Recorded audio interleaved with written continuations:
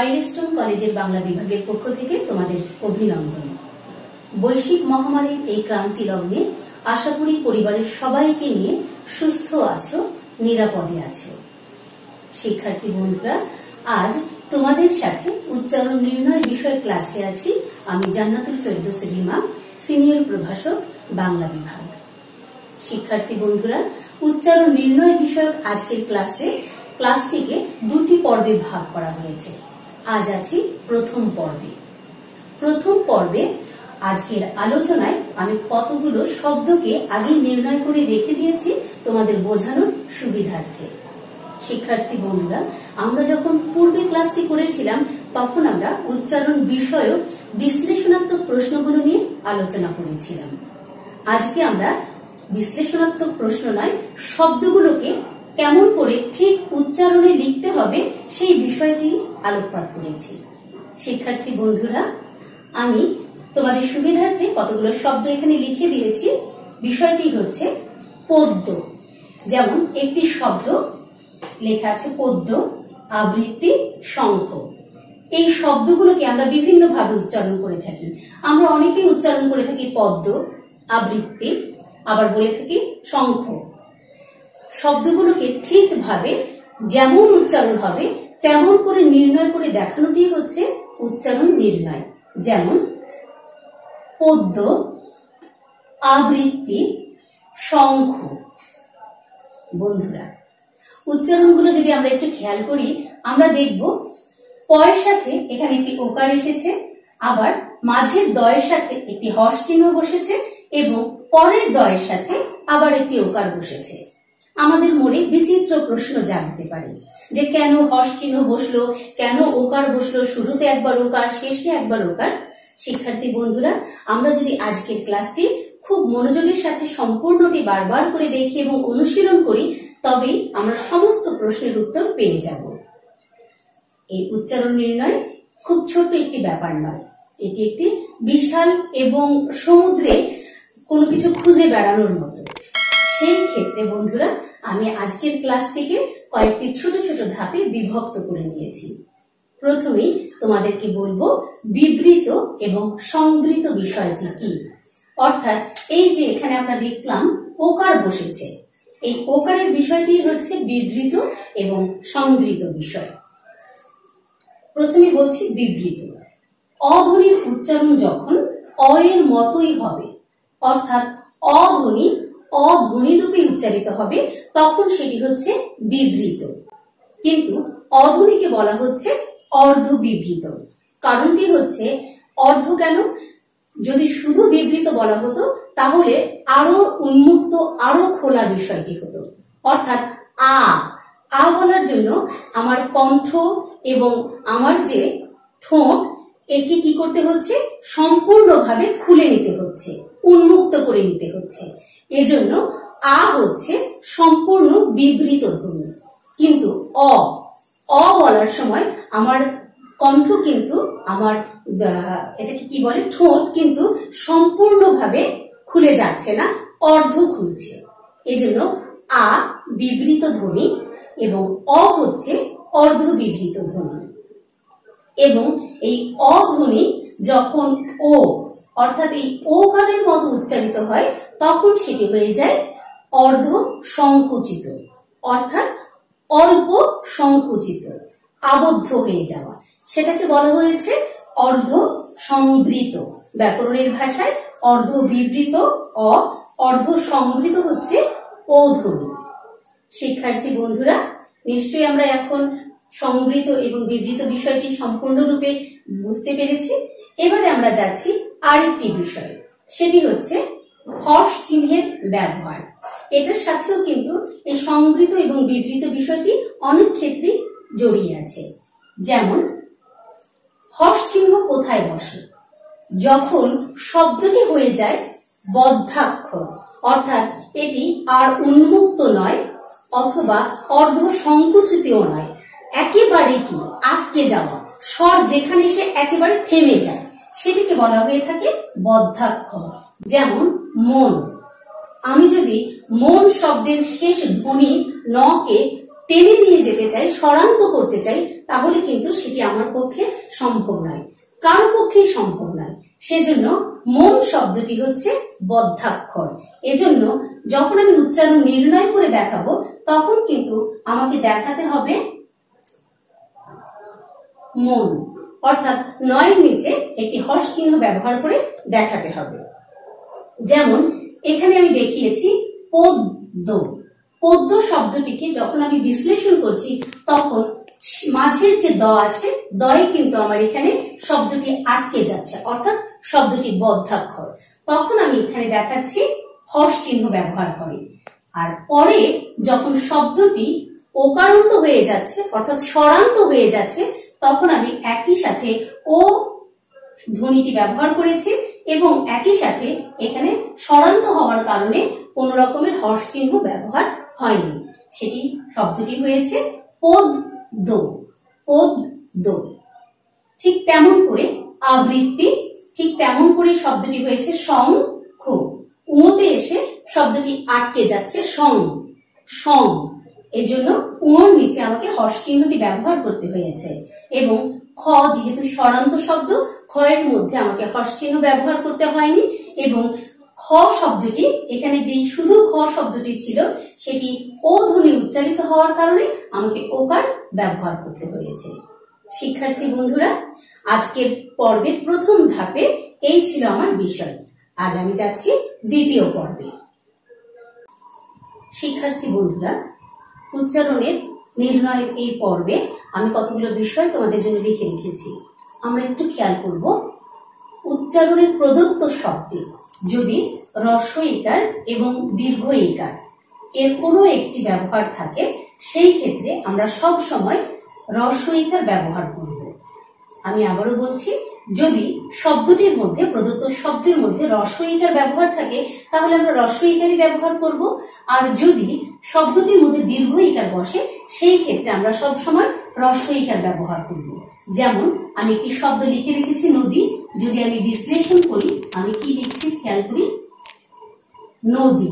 অর্থাৎ শব্দটি ছিল দীর্ঘ ইকার, আমি কিন্তু নির্ণয়ের সময় দেখিয়েছি হ্রস্ব ইকার। আর শব্দটি যদি থাকে যদি, সেই ক্ষেত্রে আমি কিন্তু হ্রস্ব ইকারই অপরিবর্তনীয় হিসেবে রাখব। এবারে প্রদত্ত শব্দে যদি হ্রস্ব উকার থাকে, তাহলে খুবই ভালো, শব্দটি আমি হ্রস্ব উকারই ব্যবহার করব। আর যদি প্রদত্ত শব্দে দীর্ঘ উকার থাকে, সেই ক্ষেত্রে আমি কোনটি নেব? আমি দীর্ঘ উকারের পরিবর্তে শব্দটিকে আমি নেব হ্রস্ব উকার। যেমন বধূ, মূল শব্দটি ছিল দীর্ঘ উকার দিয়ে, আমি যখন নির্ণয় করে দেখাচ্ছি তখন আমি নিয়েছি হ্রস্ব উকার। শিক্ষার্থী বন্ধুরা, আমরা জানি আমাদের ওই এবং ও ধ্বনি দুটো দ্বিস্বর বলা হয়ে থাকে, ব্যাকরণের ভাষায় এগুলোকে বলা হয়ে থাকে দ্বিস্বর। কেননা এই ওই শব্দটি বা ওই ধ্বনিকে উচ্চারণ করতে ও এবং হ্রস্ব ই এই দুটো ধ্বনির প্রয়োজন আসে। ঠিক তেমনি করে ও ধ্বনিটি উচ্চারণ করতে ও এবং হ্রস্ব উ এই দুটো ধ্বনির উচ্চারণ আসে। কাজে এই শব্দগুলো দিয়ে যখন কোনো শব্দ দেয়া থাকবে, প্রদত্ত শব্দে যখন এই শব্দগুলো থাকবে, ঠিক তখন এই শব্দগুলোকে আমরা এভাবে ভেঙে নেব। এখানে একটি শব্দ দেয়া আছে ঐকতান, এটাকে আমি যখন বিশ্লেষণ করব আমি দেখাবো ওই ও তান। খেয়াল করি শিক্ষার্থী বন্ধুরা, ওই ও তান, ওই শব্দটিকে অথবা ওই কার ভেঙে দেখাতে হবে এভাবে। ওই কার দিয়ে একটি শব্দ আমি দেখাচ্ছি বৈশাখ, ওই কার ব্যবহার হয়েছে। আমি লেখার সময় লিখব বই শাক, এবং যেহেতু বদ্ধাক্ষর আমাকে হর্ষ চিহ্ন অবশ্যই ব্যবহার করতে হচ্ছে শেষে। ঠিক তেমনি করে শব্দটি দেয়া আছে ঔষধ, আমরা শব্দটি লিখব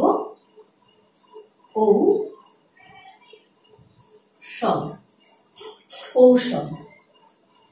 এবারে জ ধ্বনি, বর্গীয় জ অথবা অন্তস্থ জ, আমার প্রদত্ত শব্দে এই দুটো জয়ের ব্যবহার থাকতে পারে।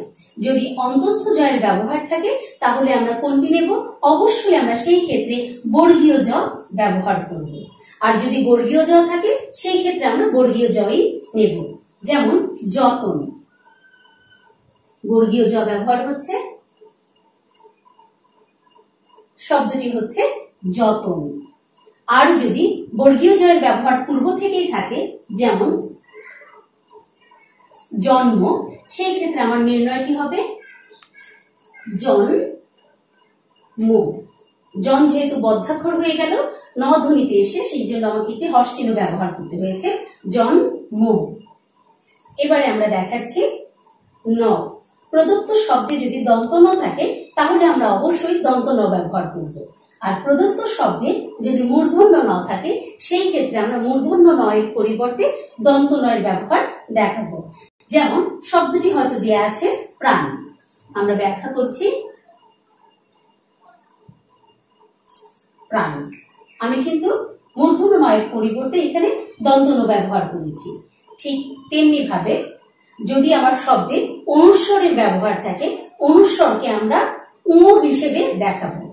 যেমন রং,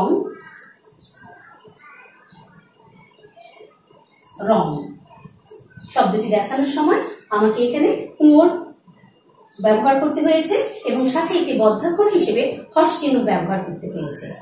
শিক্ষার্থী বন্ধুরা, তোমাদের মনে একটি প্রশ্ন আসতে পারে, যেমন যতন শব্দের মাঝখানে ওকার, জন্ম শব্দের শেষে ওকার, অথবা শুরুতে বধূ শব্দের শুরুতে ওকার, এগুলো কেন হলো? এগুলোর একটি নিয়ম আছে। সেই নিয়মগুলো আমরা পরবর্তী যে ক্লাসটি হবে, অর্থাৎ আমাদের উচ্চারণ নির্ণয়ের যে দ্বিতীয় ক্লাসটি হবে, সেই ক্লাসে বিশদভাবে আলোচনা করা হবে। আজকে আমরা বিশেষ করে শব্দগুলোকে ভেঙে ভেঙে দেখানোর চেষ্টা করছি। শিক্ষার্থী বন্ধুরা, এবার আমি যাব আমার ক্লাসের দ্বিতীয় ধাপে।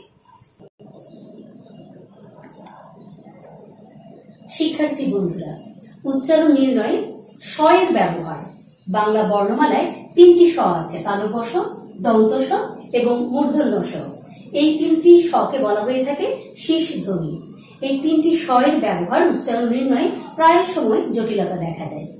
আমরা চেষ্টা করছি সেই জটিলতাগুলো দূর করবার। আমরা একটু খেয়াল করে দেখি, এখানে একটি শব্দ দেওয়া আছে শান্তি, তালব্য স দিয়ে বানানটি রয়েছে। এখন স এর উচ্চারণটি কেমন হচ্ছে?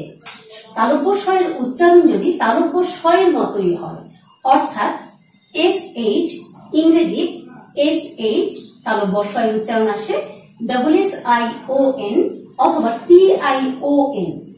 এইভাবে যদি শব্দের উচ্চারণটি হয়ে থাকে তাহলে সেখানে তালব্য স-ই ব্যবহার হবে। আমি উচ্চারণটি নির্ণয় করে দেখাচ্ছি। শান্তি, শান্তি। এরপরে রয়েছে শিখা। বন্ধুরা খেয়াল করি, তালব্য স এর উচ্চারণ তালব্য স হবার মতোই হওয়ার কারণে আমরা কিন্তু এখানে অন্য কোনো স এর ব্যবহার করতে পারিনি। এবারে দেখাচ্ছি দন্ত স এর ব্যবহার। খেয়াল করি বন্ধুরা, এখানে একটি শব্দ রয়েছে তালব্য স দিয়ে। মূল শব্দটি, প্রদত্ত শব্দটি রয়েছে তালব্য স দিয়ে। আমরা যদি এটিকে ভাঙি বা নির্ণয় করি, আমরা কোন স ব্যবহার করব? আমরা ব্যবহার করব শ্রাবণ। শব্দটি ছিল তালব্য স দিয়ে, কিন্তু ব্যবহার হয়েছে দন্ত স। হবার কারণটি কি? কারণ এখানে দন্ত স এর উচ্চারণটি হয়েছে ইংরেজি এস ধ্বনির মতো, অর্থাৎ এখানে তালব্য স থাকলেও উচ্চারণটি হয়েছে ইংরেজি এস ধ্বনির মতো। এজন্য এখানে আমরা দন্ত স ব্যবহার করব। অর্থাৎ উচ্চারণ নির্ণয়ে তালব্য স স ধ্বনিটিকে বলে এবং যেখানে আমরা দন্ত স ব্যবহার করব সেখানে এস ধ্বনিটি আসবে। এরপরে রয়েছে ঘাস। এখানে ব্যবহার হয়েছে দন্ত স, কিন্তু উচ্চারণটি হচ্ছে তালব্য স। এজন্য নির্ণয় আমরা দেখিয়েছি ঘাস, তালব্য স। এবারে আমরা দেখব মূর্ধন্য স এর ব্যবহার। অর্থাৎ অনেক সময় বানানে আমার প্রদত্ত শব্দে মূর্ধন্য স দেয়া থাকবে, কিন্তু উচ্চারণে আমি কোন শব্দটি লিখব? আমি এখানে একটি শব্দ লিখে রেখেছি বৃষ্টি। সাধারণত মূর্ধন্য ষ এর উচ্চারণ তালব্য ষ এর মতোই হয়।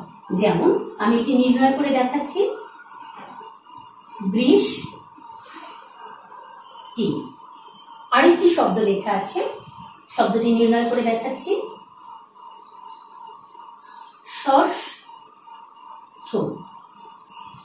অর্থাৎ ব্যবহার হয়েছে প্রদত্ত শব্দে মূর্ধন্য ষ, কিন্তু উচ্চারণ নির্ণয় আমাকে দেখাতে হয়েছে তালব্য ষ।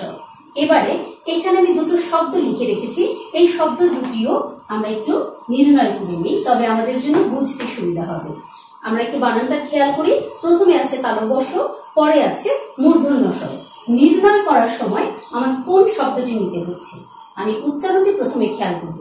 উচ্চারণটি শ্রেষ্ঠ নয়, শ্রেষ্ঠ। তাহলে আমি উচ্চারণটি নিচ্ছি, শ্রেষ্ঠ। শ্রেষ্ঠ এই উচ্চারণটি কি হচ্ছে, শান মা শিব, অর্থাৎ উচ্চারণটি হচ্ছে ষান্মাসী। তাহলে বন্ধুরা আমরা নিশ্চয়ই শীষ ধ্বনি অর্থাৎ তালব্য ষ, দন্ত স এবং মূর্ধন্য ষ ব্যবহারিক নিয়মটা জানতে পারলাম। এবারে আমরা অন্য একটি ধাপে যাচ্ছি। প্রিয় শিক্ষার্থীরা, এবারে আমরা দেখব ক্ষীয় উচ্চারণ। শব্দের শুরুতে যদি ক্ষীয় বর্ণটি থাকে তাহলে উচ্চারণটি হবে ক্ষয়ের মতো। যেমন একটি এখানে আমি লিখে দিয়েছি ক্ষমা, পরেরটি লিখছি খনিকা। ক্ষয়ের উচ্চারণটি প্রাধান্য পেয়েছে, কিন্তু ক্ষীয় বর্ণটি যদি শব্দের মাঝে থাকে এবং শব্দের শেষে থাকে তাহলে প্রথমে কয়ের মতো তারপরে ক্ষয়ের মতো উচ্চারণটি হবে। আমি শব্দটি লিখে দেখাচ্ছি, লক্ষণ, লক্ষণ।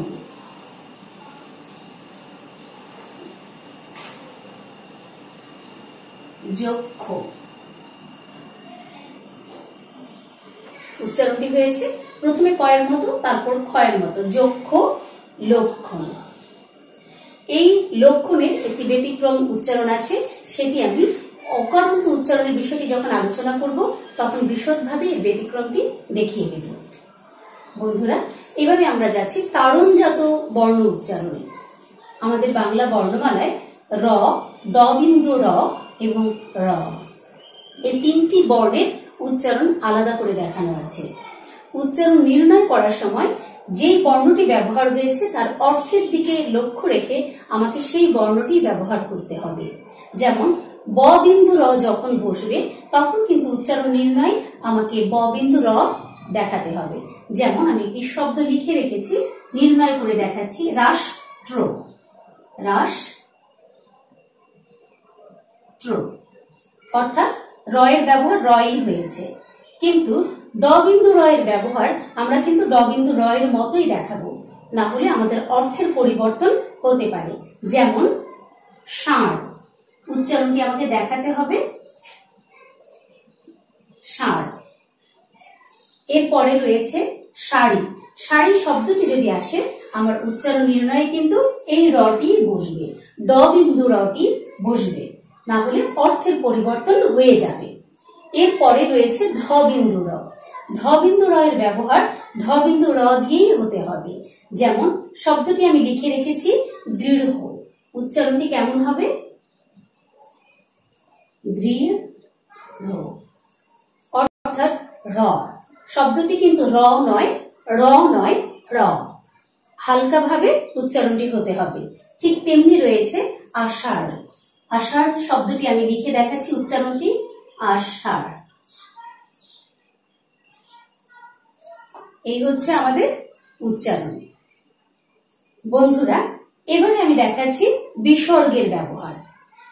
বিসর্গ যদি শব্দের মাঝখানে থাকে তবে তার উচ্চারণের বিষয়টি কেমন হবে। আমি এখানে শব্দ দুটি লিখে রেখেছি। বিসর্গ যদি শব্দের মাঝখানে হয় তবে বিসর্গের পরবর্তী যে বর্ণটি আছে সেই বর্ণের উচ্চারণ দ্বিত্ব হবে। দ্বিত্ব মানে হচ্ছে দুইবার। আমি তোমাদের একটু লিখে দেখাচ্ছি, অতঃপর শব্দটি আমি নির্ণয় করে দেখাচ্ছি, অতঃপর।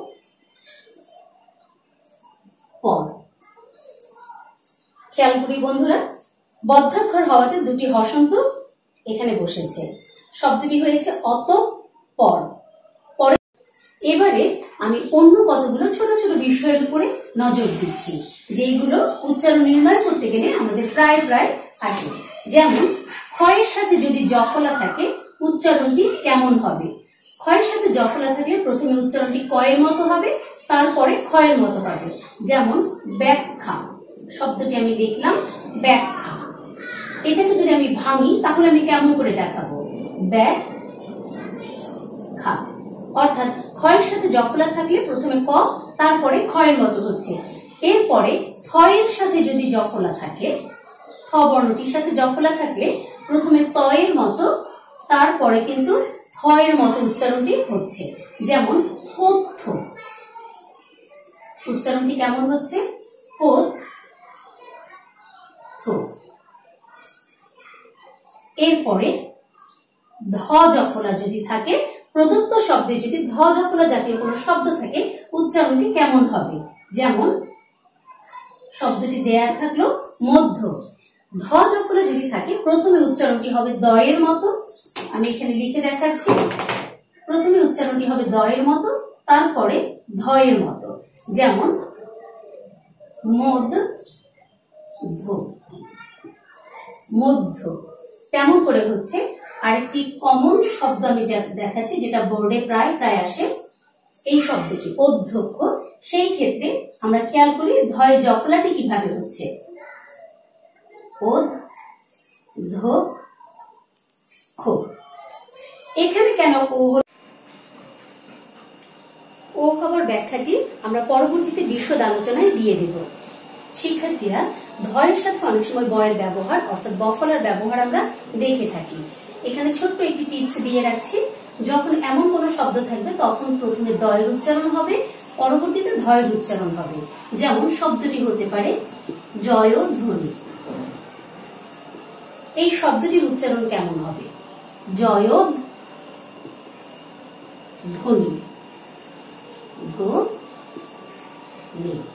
আমরা খেয়াল করি জয়ধ্বনি। এবারে এগুলো মুছে দিচ্ছি, অন্য কিছু শব্দ লিখে দেখাচ্ছি। যেমন ভয়ের সাথে যখন জফলা বসে তখন প্রথমে বয়ের উচ্চারণ আসে, পরবর্তীতে ভয়ের উচ্চারণটি হয়ে থাকে। যেমন সভ্য, উচ্চারণটি কেমন হবে? সভ্য, সভ্য। পরে দেখাচ্ছি ভয়ের সাথে রফলা থাকলে, ঠিক তেমনি ভাবে ভয়ের সাথে রফলা থাকলে প্রথমে বয়ের উচ্চারণ আসবে, তারপরে ভয়ের রফলার উচ্চারণটি আসবে। যেমন শুভ্র,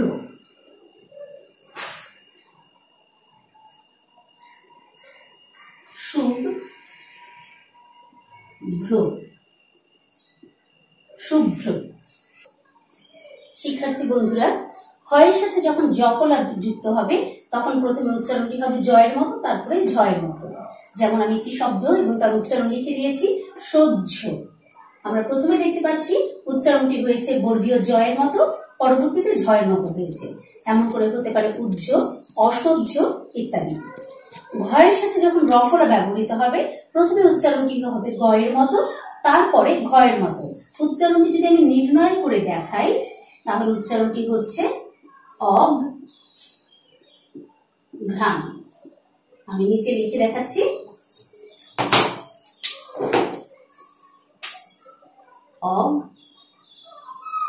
অঘ্রাণ, অঘ্রাণ। ঠিক আছে, এরপরে আমি যাচ্ছি অন্য একটি শব্দ।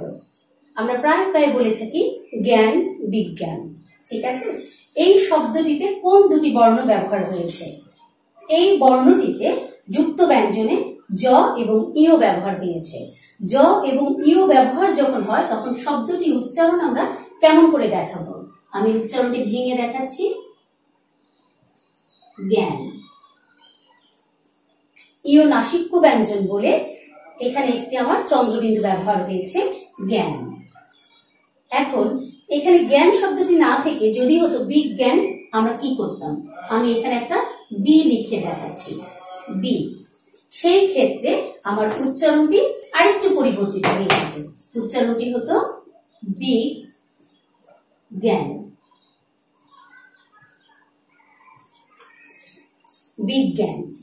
এখন এই জ্ঞান শব্দটিও হতে পারে, আবার বর্তমানে অনেকে জ্ঞান ব্যবহার না করে গান শব্দটি ব্যবহার করে থাকে, অর্থাৎ বিজ্ঞান নয়, বিজ্ঞান।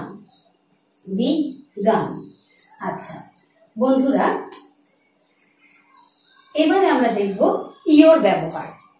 ইও ব্যবহারের ক্ষেত্রে আমরা জানি যে ইও শব্দ বর্ণটির সাথে যদি চ, ছ, জ, ঝ এই 4টি বর্ণের কোনটি বসে, তবে ইওর উচ্চারণটি হয়ে যাবে নয়ের মতো। যেমন মঞ্চ, মঞ্চ, মঞ্চ। শব্দটি লেখাই আছে, উচ্চারণটি দিচ্ছি গঞ্জনা, গঞ্জনা, গঞ্জনা।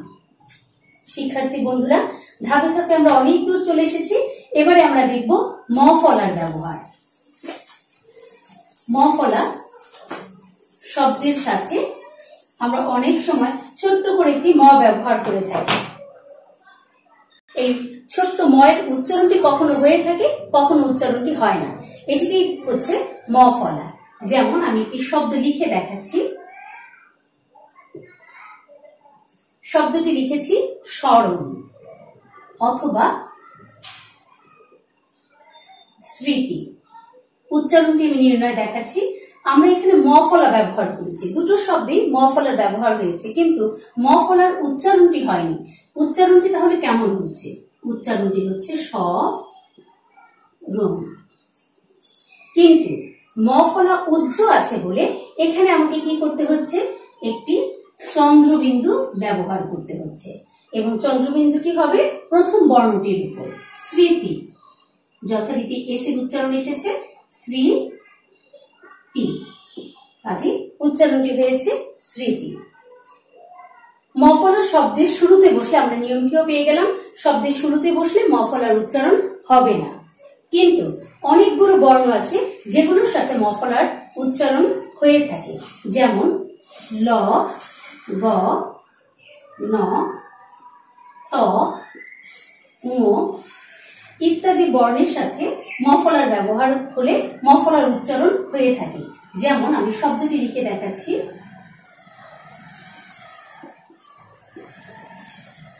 উচ্চারণটি কি হবে? বাল্মীকি। আমি যদি ভেঙে দেখাই তাহলে দেখা যাবো এইভাবে, বাল্মীকি।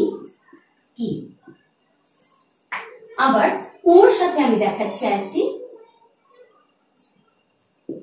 উচ্চারণ, আমরা অনেকেই করতে পারি না, ভাবি যে উচ্চারণটি কি হবে। উচ্চারণটি হবে বাংময়। উচ্চারণটি হবে বাংময়। শিক্ষার্থী বন্ধুরা, এমন অজস্র শব্দ আছে যে শব্দগুলো আমরা ইচ্ছে করে উদাহরণ হিসেবে নিতে পারি, কিন্তু আমরা সময়ের সংক্ষিপ্ততার কারণে আমরা উচ্চারণগুলো দেখাতে পারছি না। শিক্ষার্থী বন্ধুরা, আজকে আমরা মফলা উচ্চারণ পর্যন্ত দেখলাম। আগামী ক্লাসে নতুন আরেকটি ক্লাস আসবে উচ্চারণে, সেখানে আমরা উচ্চারণের প্রকারান্ত বিষয় বিশদ আলোচনা এবং বফলা, জফলা, রফলা এই সংক্রান্ত আলোচনাগুলো সমাপ্ত করব। তোমরা ভালো থেকো, সুস্থ থেকো, নিরাপদে থেকো। ধন্যবাদ।